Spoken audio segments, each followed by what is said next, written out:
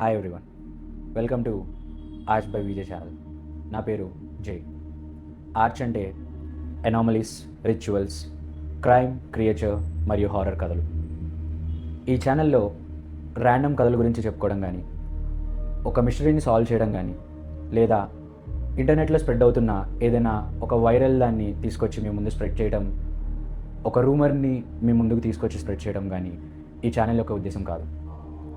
ఈ ఛానల్లో ముఖ్యంగా ప్రపంచం నలుమూలలో జరుగుతున్న సాధారణమైన జీవితాల్లో అసాధారణమైన విషయాలు మీ ముందుకు తీసుకురావడమే ఈ ఛానల్ యొక్క లక్ష్యం.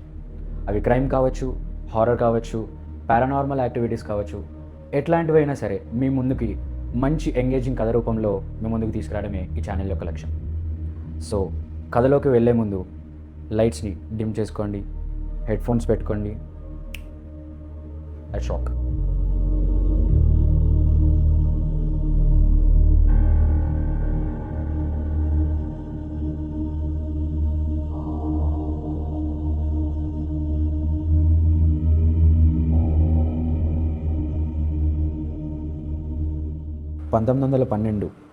యుఎస్లో ఐవా అనే ఒక చిన్న గ్రామం ఉండేది. అది చాలా ప్రశాంతంగా ఉండే గ్రామం. అందులో జోసయ్య మూర్ అనే ఒక సక్సెస్ఫుల్ బిజినెస్ మ్యాన్ ఉండేవాడు. అతను జాన్ డీర్ ప్రొడక్ట్స్ని ఆ ఊరంతా అమ్ముతూ ఉండేవాడు. జోసయ్య 8 సంవత్సరాల పాటు జోన్స్ అనే ఒక వ్యక్తితో పనిచేసి తానుగా స్టోర్ ఓపెన్ చేసుకొని బతుకుతున్నాడు. 1889లో జోసయ్యకి శారా అనే ఒక అమ్మాయితో పెళ్ళవుతుంది. వాళ్ళకి 4 పిల్లలు. జోసయ్య అంటే ఆ ఊరిలో చాలామంది ఇష్టపడుతూ ఉండేవాళ్ళు. అతను 8 మంది అన్నదమ్ములతో ఉండేవాడు. వాళ్ళంతా ఆ ఊరు చుట్టుపక్కలే ఉండటంతో జోసయ్య ఫ్యామిలీ అంటే అందరికీ చాలా దగ్గరగా ఉండే అతను. 1912 జూన్ 9వ తారీఖు ఆ ఊరిలో కొత్తగా ఒక చర్చ్ నిర్మిస్తారు. ఆ నిర్మించిన చర్చ్లో ఒక స్పెషల్గా చిల్డ్రన్స్ ఈవెంట్ని ప్లాన్ చేస్తారు. ఆ స్పెషల్ చిల్డ్రన్స్ ఈవెంట్కి జోసయ్య పిల్లలు కూడా వస్తారు. అలానే వాళ్ళతో పాటు ఊరిలో ఉన్న అందరూ పిల్లలు అక్కడ గ్యాదరింగ్ అవుతారు. జోసయ్య పిల్లలు హెర్మన్, క్యాథరిన్, ఆర్థర్ ఇంకా పాల్తో పాటు క్యాథరిన్కి ఐనా ఇంకా లీనా అని ఫ్రెండ్స్ ఉంటారు. వాళ్ళిద్దరు సిస్టర్స్. అయితే వాళ్ళిద్దరిని ఆ రోజు జోసయ్య వాళ్ళ ఇంటికి డిన్నర్కి ఇన్వైట్ చేస్తారు. ఆ రోజు సాయంత్రం సమయంలో అందరూ చిన్నపిల్లలు కుకీస్ తింటూ ఉండగా జోసయ్య ఇంకా శారా కొంచెం వైన్ తీసుకొని కబుర్లు చెప్పుకుంటూ అదొక సాధారణమైన డిన్నర్గానే జరుగుతుంది. జోసయ్య పిల్లలు ముగ్గురు పైన పడుకుంటుంటే క్యాథరిన్ మాత్రం కింద పడుకునేది. అయితే క్యాథరిన్ ఫ్రెండ్స్ ఆ రోజు సాయంత్రం వాళ్ళ ఇంటికి రావడంతో క్యాథరిన్ వాళ్ళిద్దరికీ తన రూమ్నిచ్చి పైన వాళ్ళ బ్రదర్స్తో పడుకోవడానికి క్యాథరిన్ వెళ్ళిపోతుంది. డిన్నర్ అవ్వగానే ఎవరి కాళ్ళు వాళ్ళ రూమ్లోకి వెళ్ళి పడుకుంటారు. జోసయ్య నైబర్ మ్యారీ తర్వాత రోజు 4:30-5కి ఆమె లెగిశాక క్యాటిల్ని ఫీడ్ చేయడం జరుగుతుంది. ఆ రోజు మార్నింగ్ శారా లేకపోతే ఆ కుటుంబంలో ఎవరో ఒకళ్ళు ఆ ఇంటి పక్కన కనపడేరు. అయితే ముందు రోజు డిన్నర్ కొంచెం లేట్ అవ్వడంతో మేబీ ఆ ఈవెంట్ పార్టీ వల్ల కాస్త అందరూ అలసిపోయి ఉంటారనుకొని తను క్యాటిల్ని ఫీడ్ చేసుకొని తన ఇంట్లోకి వెళ్ళిపోతుంది. కొంత సమయం తర్వాత అక్కడ కదలిక ఏమీ లేకపోయేసరికి మేరీ జోసయ్య ఇంటికి వెళ్ళి నాక్ చేస్తుంది. ఒక 2 సార్లు 3 సార్లు పిలిచినా కూడా ఎవరు పలకపోయేసరికి ఆమెకి కొంచెం టెన్షన్లో వస్తుంది. ఆ టెన్షన్లో జోసయ్య బ్రదర్ మూర్కి కాల్ చేస్తుంది. అక్కడ జరుగుతున్న విషయం మొత్తం మూర్కి ఎక్స్ప్లెయిన్ చేసి అక్కడ డోర్ ఎవరు తీయట్లేదు అని చెప్పేసరికి వెంటనే మూర్ ఆ ప్రాంతానికి వస్తాడు. మూర్ ఎమర్జెన్సీ తాళంతో ఆ డోర్ని ఓపెన్ చేస్తాడు. మేరీ ఇంకా మూర్ లోపలికి వెళ్ళినప్పుడు జోసయ్య ఇంకా శారా రక్తపు మడుగులో పడిపోయి ఉంటారు. ఎవరో యాక్స్తో వాళ్ళ మొహాన్ని 3-4 సార్లు కొట్టినట్టు హెడ్ అంతా షాటర్ అయిపోయినట్టు కనిపిస్తుంది. ఆ సంఘటన చూసిన తర్వాత ఎమ్మటే పిల్లలు ఎలా ఉన్నారా అని చెప్పి పిల్లల రూమ్కి పరిగెత్తుకుంటూ వెళ్తాడు మూర్. అక్కడ ఆ పిల్లలు కూడా చనిపోయి ఉంటారు. క్యాథరిన్ రూమ్లో లీనా ఇంకా ఐనా కూడా చనిపోయి ఉంటారు. అక్కడ ఆ సంఘటన చూసిన మూర్కి ఇంకా మేరీకి ఏం చేయాలో తెలియక ఎమ్మటే పోలీసులకి ఫోన్ చేసి అక్కడికి రమ్మని చెప్పి పిలుస్తారు. పోలీసులు అక్కడ ఇన్వెస్టిగేషన్ మొత్తం చేసి చెప్పింది ఏంటంటే కిల్లర్ జోసయ్య ఇంకా శారా వాళ్ళ ఫ్యామిలీ అందరూ పడుకున్న సమయం చూసుకొని ఆ ఇంట్లోకి వచ్చి ముందుగా శారా ఇంకా జోసయ్యని గొడ్డలితో నరికి చంపాడని చెప్పారు. తర్వాత పైనున్న పిల్లల రూమ్లోకి వెళ్ళి వాళ్ళని కూడా చంపాడని చెప్పారు. లీనా ఆఖరిగా చనిపోయింది అని చెప్పారు. అయితే లీనా కిల్లర్ ఫుట్ స్టెప్స్ విని తప్పించుకోవడానికి ప్రయత్నించినట్టు కూడా ఆ ఎవిడెన్స్లో మనకు తెలుస్తుంది. చనిపోయిన డెడ్ బాడీస్ని చనిపోయిన తర్వాత కూడా మళ్ళీ వచ్చి గొడ్డలితో చాలాసార్లు అటాక్ చేశాడు అన్నట్టు మనకి ఎవిడెన్స్లో తెలుస్తుంది. కిల్లర్ మిర్రర్ మీద ఒక క్లాత్ని కూడా కప్పినట్టు చూపించాడు ఆ ఎవిడెన్స్లో. ఆ మాస్ మర్డర్ ఎందుకంత ఫేమస్ అవ్వలేదు అంటే ఆ టైంలో, అదే టైంకి ఒక 2 months ముందు టైటానిక్ మునిగిపోవడం జరుగుతుంది. న్యూస్ పేపర్ ఇంకా టీవీ ఛానల్స్ మొత్తం టైటానిక్ గురించే మాట్లాడుకుంటూ ఉంటాయి.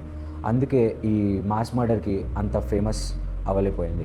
అయితే ఈ క్రైమ్ ఎవరు చేశారు, జోసయ్య మీద అంత కోపం ఎవరికుంది, ఆ ఫ్యామిలీ మీద అంత కక్ష ఎవరికుందో ఎవరు చెప్పలేకపోయారు. అదొక అన్సాల్వ్డ్ మిస్టరీ మాస్ మర్డర్గా ఇప్పటికీ ఉండిపోయింది.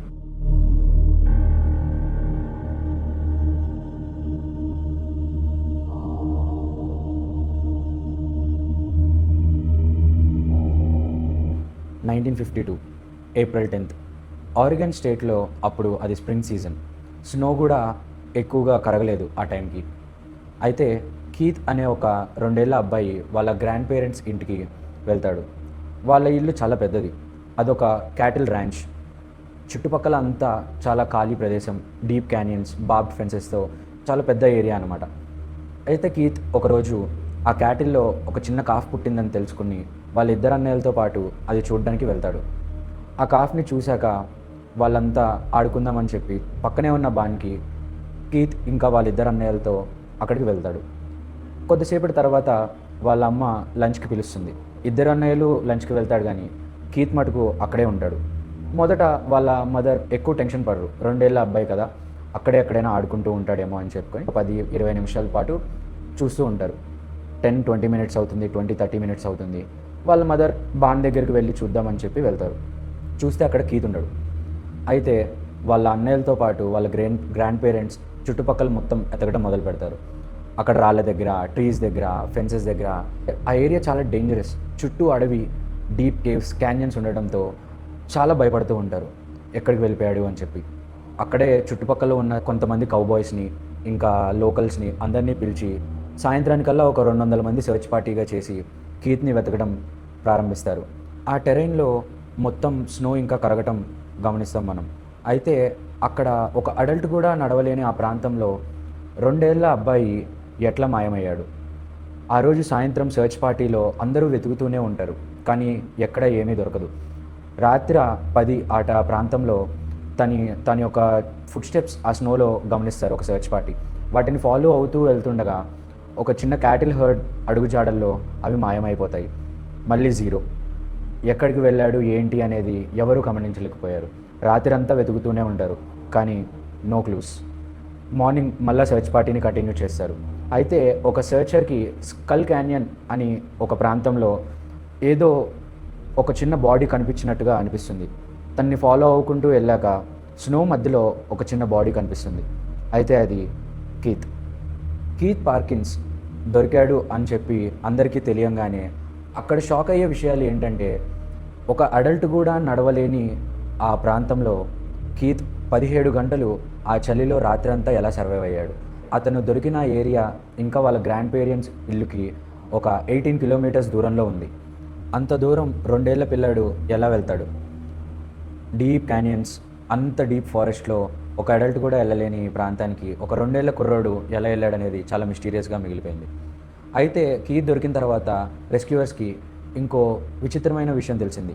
ఫేసెస్ మీద ఇంకా చేతుల మీద చిన్న చిన్న ఘాట్లు కనపడ్డాయి. బాడీ మీద ఉన్న బట్టలు కూడా కొంచెం ప్లేసెస్లో చినిగి ఉంటుంది. రెస్క్యూవర్స్ కీత్ని ఆ గాయాలు ఎలా వచ్చాయని అడిగితే కీత్ అంటాడు, ఒక క్యాట్ స్క్రాచ్ చేసింది అంటాడు. అక్కడ క్యాట్ అంటే ఒక యానిమల్ అవ్వచ్చు, లేదా ఒక బాబ్ క్యాట్, లేదా ఒక హిల్ లయన్, కానీ ఏదైనా యానిమల్ కావచ్చు. కానీ ఏంటి అనేది ఎవరికి సాలిడ్ ఎవిడెన్స్ దొరకలేదు. చాలామంది చాలా థియరీస్ చెప్పారు. లాస్ట్ అండ్ వాండెడ్ థియరీ అని చెప్పి, కిడ్నాపింగ్ థియరీ, ఇంకా రకరకాల థియరీస్ చెప్పినా కూడా దేనికి సాలిడ్ ఎవిడెన్స్ దొరకలేదు. ఇక్కడ ఇంత మిస్టీరియస్గా ఒక 2 ఏళ్ల అబ్బాయి 18 kilometers దూరానికి ట్రావెల్ చేసి 17 గంటలు ఆ స్నోలో మిస్ అయిన తర్వాత బతకడమే ఒక గొప్ప విషయంగా భావించారు. చాలా రోజులకి మెల్లగా అందరూ మాట్లాడుకుంటూనే ఉన్నారు, కానీ ఇప్పటికీ కీత్ అంత దూరం ఎలా ప్రయాణించాడు, ఆ ప్రదేశానికి ఎవరైనా తీసుకెళ్లారా లేకపోతే తానే వెళ్ళాడా అనేది మిస్టీరియస్గా మిగిలిపోయింది.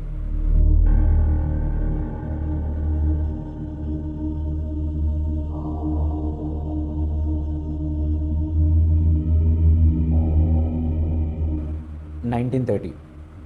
హోమర్ రిట్నర్కి అతిపెద్ద భయం దెయ్యాలు కాదు, డబ్బు. కొత్తగా పెళ్లి చేసుకున్న హోమర్ తన భార్య బోనీతో ఒక ఊర్లో ఉండేవాడు. హోమర్ చాలా సాధారణమైన డే లేబరర్. రోజు వచ్చే జీతంతో ఆ రోజుని ఎట్లా గడపాలి అని ఆలోచిస్తూ బతుకుతూ ఉంటాడు. అయితే ఆ టైంకి వాళ్ళ వైఫ్ ప్రెగ్నెంట్. పుట్టబోయే బిడ్డ గురించి ఆలోచిస్తూ, రోజు రోజుకి పెరిగే ఖర్చుల గురించి ఆలోచిస్తూ హోమర్ చాలా ఒత్తిడిలో ఉంటాడు. అలాంటి సమయంలో ఆ ఊర్లో చాలా చీప్గా ఒక రెంటెడ్ హౌస్ దొరకడంతో హోమర్ ఇంకా వాళ్ళ భార్య బోని ఆ రెంటెడ్ హౌస్కి షిఫ్ట్ అవుతారు. అక్కడంతా న్యాచురల్గానే కామన్గానే ఉంటుంది. అయితే కొద్ది రోజుల తర్వాత బోని చాలా విచిత్రంగా బిహేవ్ చేయడం స్టార్ట్ చేస్తుంది. ఎవరో ఉన్నట్టు ఏమీ లేకుండానే ఏడవడం, సడన్గా నిద్రలో లేచి అరవడం లాంటివి చేస్తూ ఉంటుంది. హోమర్ ఇది ప్రెగ్నెన్సీ వల్ల వచ్చే యాంగ్జైటీ అని సర్ది చెప్తూ ఉండేవాడు. అయితే ఒకరోజు రాత్రి హోమర్ వాళ్ళ భార్య బోని పడుకున్న సమయంలో హఠాత్తుగా లెగిసి అరుస్తుంది. అరిచిన వెమ్మటే హోమర్ లెగుస్తాడు. వాళ్ళ భార్య మంచం చివర ఎవరో ఉన్నారు అని చెప్పి హోమర్కి చెప్తుంది. హోమర్ ఎమ్మటే ఒక ల్యాంప్ని వెలిగించి అటువైపు చూస్తాడు. అక్కడ ఎవరో ఉండరు. హోమర్కి అప్పటికి రోజు రోజుకి చాలా ఎక్కువ భయపడుతున్న వాళ్ళ భార్యని చూసి ఒక డాక్టర్ దగ్గరికి తీసుకెళ్తే బెటర్ అని చెప్పి ఒక డాక్టర్ దగ్గరికి తీసుకెళ్తాడు. వాళ్ళ డాక్టర్ ఏమంటాడంటే ప్రెగ్నెన్సీ ఉన్న టైంలో ఇలాంటివి బిడ్డకు కూడా ప్రమాదం అని చెప్తాడు. అయితే హోమర్ ఒక డెసిషన్ తీసుకుంటాడు. పడుకున్న తర్వాత కూడా మేల్కొని అక్కడంతా కాపలా పట్టాలని చెప్పి డిసైడ్ అవుతాడు. బోని పడుకున్న తర్వాత రాత్రంతా మేల్కొని పొద్దున్న వర్క్కి వెళ్ళి రాత్రి అయితే జాగారం చేసేటోడు. అలా కొద్ది రోజుల పాటు నార్మల్గానే గడిచింది, మామూలుగానే ఉంది. అప్పటికి వాళ్ళ వైఫ్ కొంచెం మెరుగుపడింది అనుకొని హోమర్ కాస్త సర్దుమరుగుతాడు. అంత క్యాజువల్గా ఉన్న రోజుల్లో ఒకరోజు రాత్రి ఇద్దరూ పడుకున్న సమయంలో బయట టక్ టక్ టక్ అని ఒక శబ్దం వినిపిస్తుంది. ఆ శబ్దం ఏంటని చెప్పి చూడడానికి హోమర్ వెళ్తాడు లాంతర్ పట్టుకొని. అక్కడ ఎవరూ ఉండరు. ఆ శబ్దం ఎలా వచ్చిందో తనకు అర్థం కాదు. తిరిగి మళ్ళీ బెడ్రూమ్లోకి పడుకోవడానికి వస్తే మళ్ళీ అదే శబ్దం, ఈసారి కొంచెం దగ్గరగా వినిపిస్తుంది. హోమర్ చాలా కంగారు పడతాడు. ఎవరో ఉన్నారనుకొని మళ్ళీ వెళ్ళి చూస్తే అక్కడ ఎవరు ఉండరు. ఇల్లంతా వెతుకుతాడు. వేసిన డోర్స్ అన్నీ లాక్డ్గానే ఉంటాయి. అంతా ఇంట్లో ఎవరో లేరు అన్నట్టుగానే ఉంటుంది. పడుకొని తర్వాత రోజు మామూలుగానే ఉంటుంది అనుకుంటే తర్వాత రోజు రాత్రి పిల్లలు ఏడుపులు, ఇంకా చాలా విచిత్రమైన విషయాలు జరుగుతూనే ఉంటాయి. హోమర్ కొంచెం ఆందోళనగా ఉంటుంది, ఏం జరుగుతుంది ఇంట్లో అని చెప్పి. కానీ తనకు తాను సర్ది చెప్పుకుంటూ ఇక్కడ ఏమీ లేదు, ఇది నా భ్రమ అన్నట్టు ఉంటాడు. ఒకరోజు పనికి వెళ్ళి తిరిగి రాగానే ఇంట్లో ఉన్న కబోర్డ్స్ డ్రావర్స్ అన్నీ ఓపెన్ అయిపోయి ఉంటాయి. ఆ ఓపెన్ అయిపోయిన డ్రావర్స్ మధ్యలో వాళ్ళ భార్య కూర్చొని ఏడుస్తూ ఉంటుంది. ఇక్కడ ఏం జరిగింది అని చెప్పి వాళ్ళ భార్యని అడిగితే బోని అంటది, ఇది నేను చేయలేదు, అతను చేశాడు అని చెప్పి చెప్తుంది. వాళ్ళ భార్య చెప్పింది నమ్మాలని చెప్పి చాలా అనుకుంటాడు, కానీ ఎందుకో తను నమ్మలేకపోతాడు. ఆ నమ్మకం ఎంతో కాలం నిలవదు. ఆ రోజు రాత్రి హోమర్ పడుకున్న తర్వాత పార్లర్ డోర్ దానంతట అదే ఓపెన్ అవుతుంది. హోమర్ వెళ్ళి దాన్ని క్లోజ్ చేసి మళ్ళీ వచ్చి పడుకుంటాడు. కానీ పడుకున్న 2 నిమిషాల తర్వాతే మళ్ళీ పార్లర్ డోర్ ఓపెన్ అవుతుంది. హోమర్ వెళ్ళి మళ్ళీ డోర్ వేస్తాడు. అలా ఒక 3-4 సార్లు జరుగుతుంది. ఆ సంఘటన తర్వాత హోమర్కి భయం మరింత ఎక్కువయ్యి ఒకరోజు సాయంత్రం ఒక పాకెట్ నైఫ్ని కిచెన్లో పదును పెడుతూ ఉంటాడు. హోమర్ కత్తిని పదును పెడుతున్న సమయంలో పిల్లల ఏడుపులు వినిపిస్తూ ఉంటాయి. అయితే ఆ పిల్లల ఏడుపుల్ని తను పట్టించుకోకుండా ఆ పదును పెట్టే కత్తి మీదే కాన్సన్ట్రేట్ చేయడానికి ట్రై చేస్తూ ఉంటాడు. పిల్లల ఏడుపులు వినిపిస్తూనే ఉంటాయి. సడన్గా తన చేతిలో ఉన్న కత్తి ఎవరో లాగినట్టుగా అనిపించింది. ఆ చేతిలో ఉన్న కత్తిని లాగినప్పుడు తన చెయ్య కట్ అవుతుంది. కట్ అయ్యి కిందంతా బ్లడ్ పడిపోతుంది. ఇంకా ఆ విషయం జరిగిన తర్వాత ఇక కన్ఫర్మ్ చేసేసుకుంటాడు. వాళ్ళ వైఫ్ చెప్పిన ప్రతి స్టోరీ నిజమే, అక్కడ ఏదో జరుగుతుంది, ఆ ఇంట్లో ఏదో ఉంది అని చెప్పి ఆ ఇల్లు రెంట్కి ఇచ్చిన బ్రోకర్ని వెతుక్కుంటూ వెళ్దామని చెప్పి హోమర్ బయలుదేరుతాడు.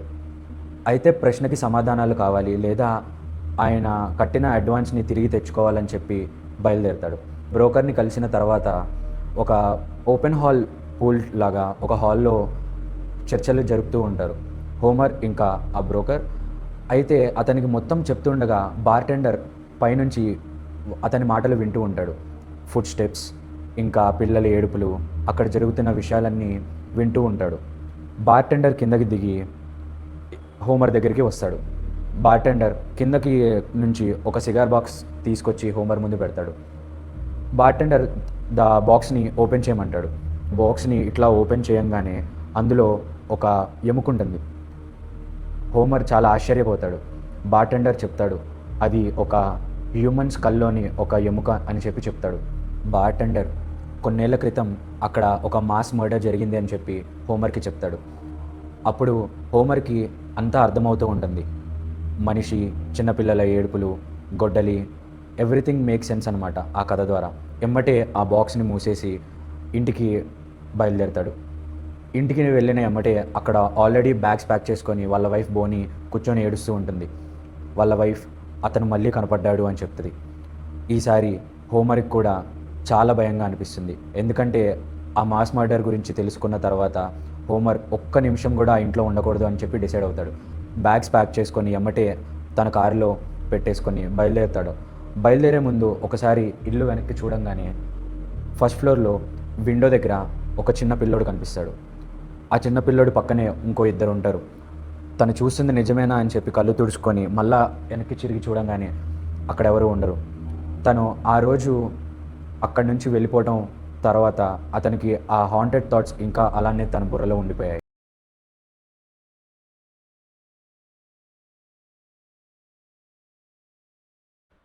కానీ ఈ రెండు స్టోరీస్ మధ్య ఉన్న కనెక్షన్ గురించి నేను ఇప్పటి వరకు చెప్పలేదు.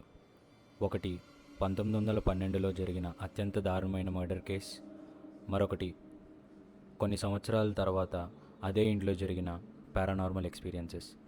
వేరువేరు వ్యక్తులు, వేరువేరు కాలాలు, వేరువేరు కథలు, కానీ లొకేషన్ మాత్రం ఒక్కటే. మనం మొదటి కథలో మాట్లాడుకున్న అత్యంత దారుణమైన మర్డర్ కేస్ ఏ ఇంట్లో అయితే జరిగిందో అదే ఇంట్లో పాల్గొన్న ఈ పారానార్మల్ ఎక్స్పీరియన్స్ కూడా ఒకటే ఇల్లులో జరిగింది. అదే విలిస్కా యాక్స్ మర్డర్ హౌస్. ఈ ఇంటికి సందర్శించిన చాలామంది విజిటర్స్ కొన్ని విచిత్రమైన విషయాలు గమనించామని చెప్తారు. కొంతమంది రాత్రి సమయంలో ఖాళీ గదుల్లో విచిత్రమైన శబ్దాలు, మరికొందరు పై అంతస్తులో ఎవరూ లేకపోయినా పిల్లల అరుపులు, పరిగెడుతున్న శబ్దాలు వినిపించాయని చెప్తారు. పారానార్మల్ ఇన్వెస్టిగేటర్స్ అక్కడ కెమెరాస్, ఆడియో రికార్డర్స్ ఏర్పాటు చేసినప్పటికీ చాలా అన్ఎక్స్ప్లెయిన్డ్ వాయిస్ రికార్డర్స్ అక్కడ క్లెయిమ్ అయ్యాయి. కొంతమంది విజిటర్స్ తమ భుజాన్ని ఎవరో పట్టుకున్నట్లు, మరికొందరు అకస్మాత్తుగా టెంపరేచర్ ఒక రూమ్లోనే డ్రాప్ అవుతున్నట్టు చెప్పేవాళ్ళు. ఇదంతా నిజమా, లేక ఆ ఇంటి భయానక చరిత్ర కారణంగా మనసు సృష్టించిన భ్రమల? దానికి ఇప్పటికీ స్పష్టమైన సమాధానం లేదు. కానీ ఒక విషయం మాత్రం అన్డెనయబుల్. 1 శతాబ్దం పైగా గడిచిపోయింది, అయినా ఆ ఇంటి గురించి కొత్త కథలు, కొత్త ఎక్స్పీరియన్సెస్, కొత్త మిస్టరీస్ ఇప్పటికీ బయటకు వస్తూనే ఉన్నాయి.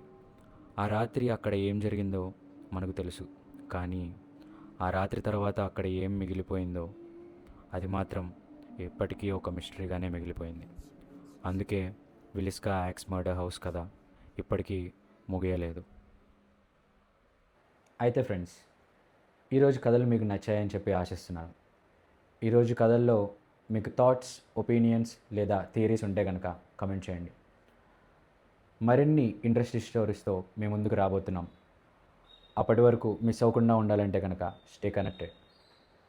గుర్తుపెట్టుకోండి, ఆర్ట్స్లో ఇవి మొదటి అడుగులు మాత్రమే. మరింత ఇంట్రెస్టింగ్ స్టోరీస్తో, మరింత ఇమ్మర్సివ్ స్టోరీ టెల్లింగ్తో మీ ముందుకు రాబోతున్నాం. స్టే క్యూరియస్, జాగ్రత్తగా ఉండండి. గుర్తుపెట్టుకోండి, ప్రతి కథకి మొదలుంటుంది కానీ ముగింపు ఉండదు. అలాగే ప్రతి మిస్టరీకి ప్రశ్నలు ఉంటాయి కానీ సమాధానాలు ఉండవు. ఐఎమ్ జై, ఆర్చ్ బై విజయ్. Bye-bye.